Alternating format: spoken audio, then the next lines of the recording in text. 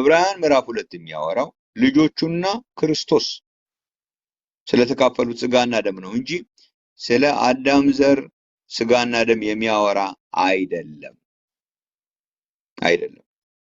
ዕብራውያን 2ን ስናነብ ልጆቹ በስጋና በደም ስለሚካፈሉ ምንድነው የሚካፈሉት? በስጋና በደም ምንድነው የሚካፈሉት?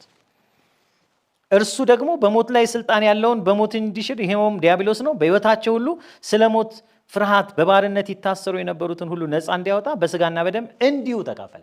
እንግዲህ እንዲሁ ተካፈለ የሚለው እነሱ የሚካፈሉትን ነገር ስናቅ በስጋና በደም የሚካፈሉት ነገር ስናቅ ይገባናል።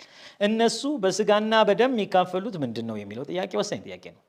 በስጋና ደም ተካፈሉ መቼም ማንም ሰው አይልም። በስጋና በደም የሚካፈሉትን ነገር ግን ይዘረዝርልናል።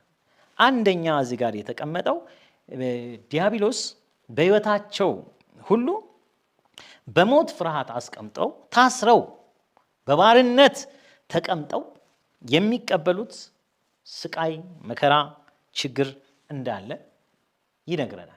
ይሄንን ነገር በስጋና በደም ልጆቹ እየተካፈሉ ነው። በስጋና በደማቸው የሚካፈሉት ዲያብሎስ ወደዚህ ምድር ያመጣው በዲያብሎስ ምክንያት የመጣ በኃጢአት በርኩሰት ምክንያት የመጣ ችግር አለ ማለት ነው። ክርስቶስ ኢየሱስም እንዲሁ በስጋና በደም ያን ነገር ተካፈለው ነው። ስለዚህ ነገሩ ምንድነው? እንግዲህ ጽዋው ነው ተመሳሳይ፣ ስጋና ደሙ አይደለም ማለት በዚህ ማቅረቢያ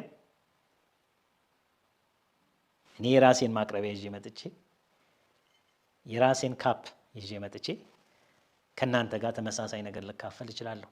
እንደ ጥሩ ምሳሌያዊ አገላለጽ ከወሰዳችሁልኝ በዚህ ነገር የምንካፈለው ነገር ተመሳሳይ ሆኖ ይሄ ዕቃ ግን የኔ ነው። ሌላ ሰው ኩባያ ሊመርጥ ይችላል። ሌላ ሰው ጣሳ ሊመርጥ ይችላል። አላቅም።